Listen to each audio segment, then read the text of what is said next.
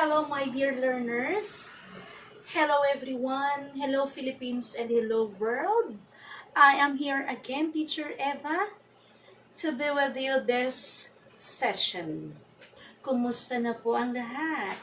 Kumusta na mga students na busy na ngayon sa kanilang modules, sa pagsasagot ng mga modules? Okay, do not pressure yourself. Kapag pagod na, pahinga din. Kasi mahalaga sa atin ang ating kalusugan. Huwag pababayan. Hi.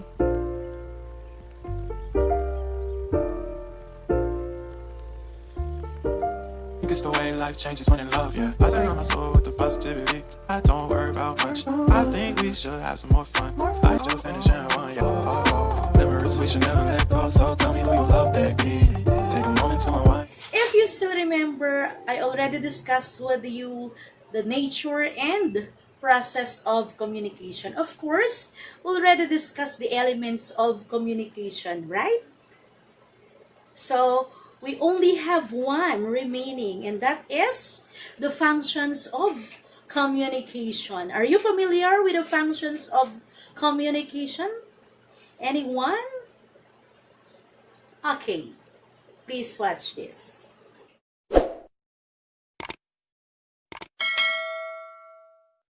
Let me ask you first.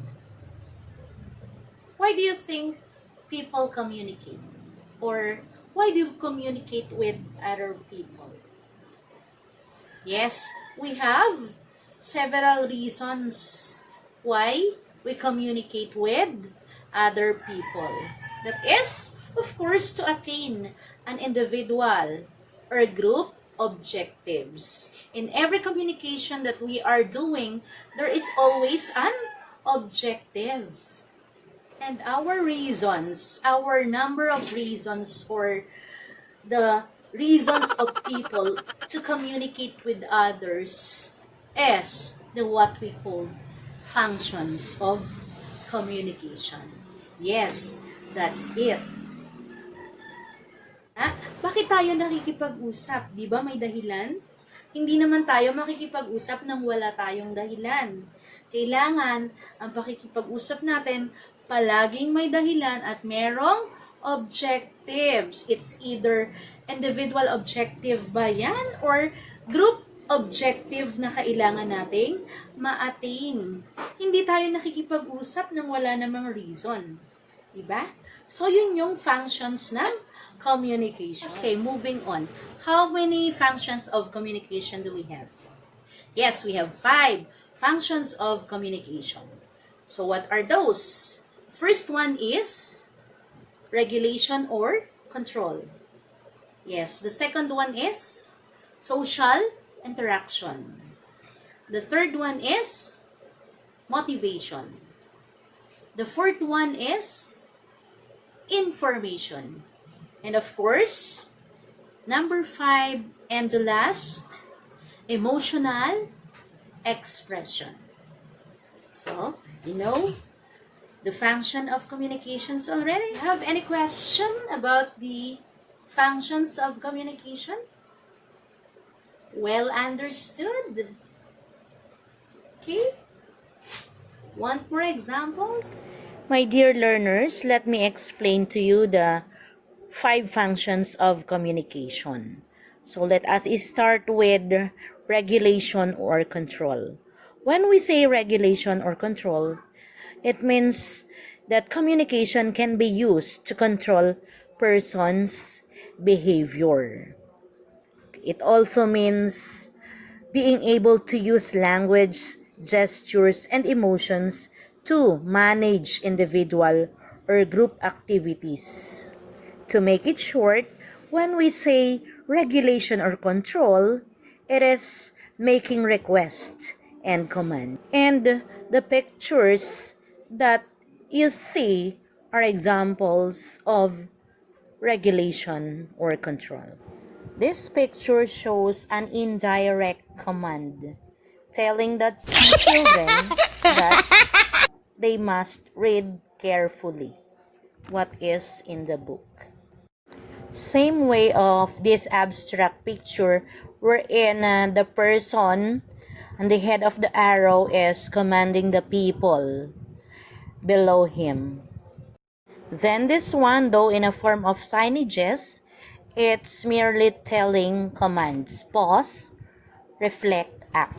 And the last picture is an example of control showing request. Please help me feed my 74 chickens. All the pictures that you see show the regulation and control, wherein a behavior of a person is being controlled by someone. Again, in context, it can be in a form of command or request. Next is social interaction. When we say social interaction, this allows individual to interact with other people.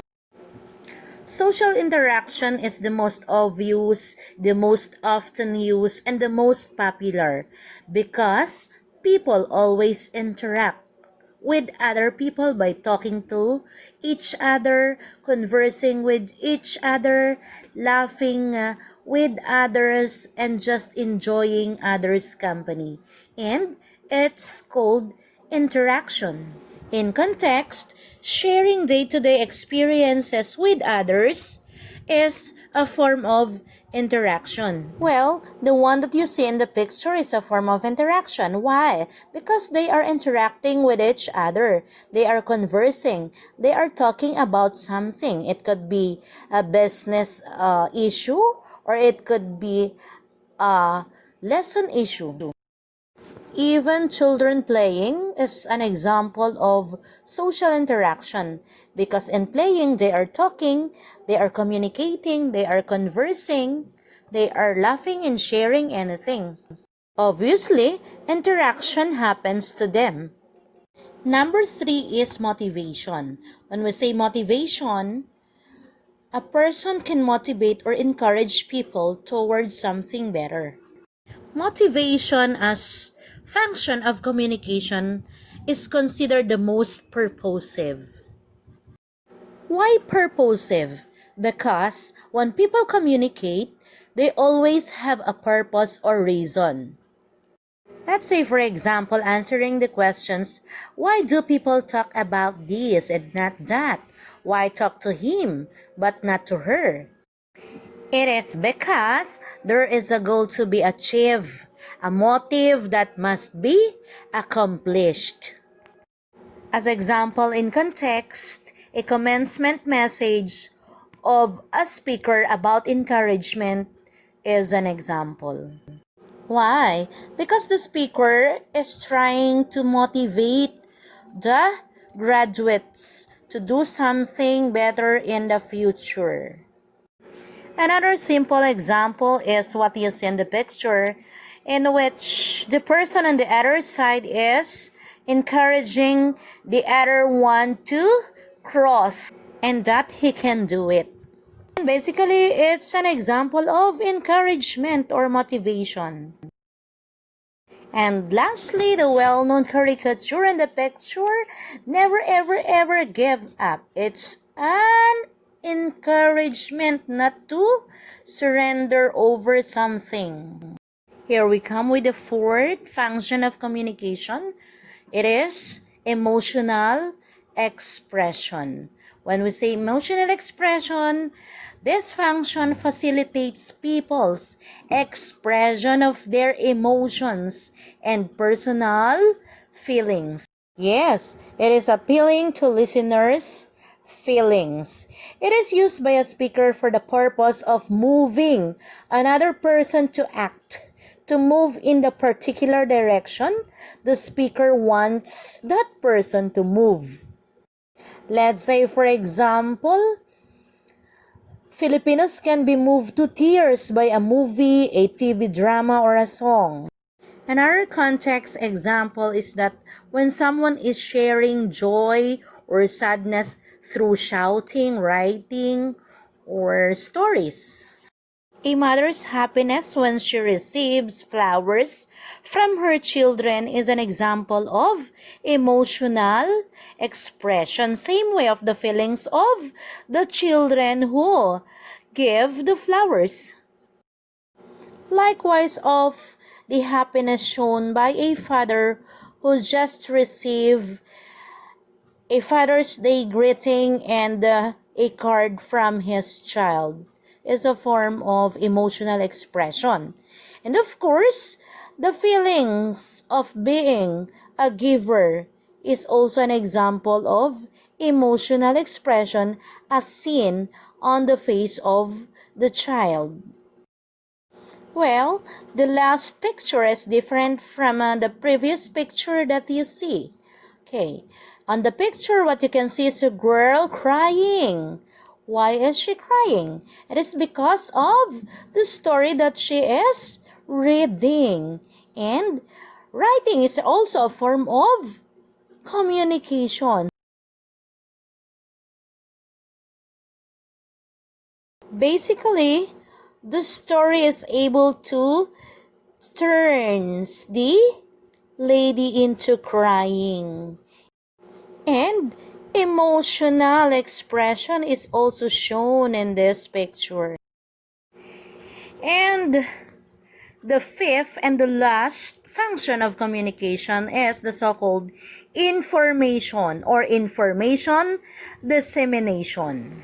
In information dissemination, communication functions to convey facts, data, and information itself. This function of communication is used when the speaker wants to make others aware of certain data, concepts, and processes. Knowledge, of course, that may be useful to them. This may be something as serious as knowing all about COVID-19 virus and how to avoid getting it, or something less serious but just as important, such as when and where to get the modules of the students.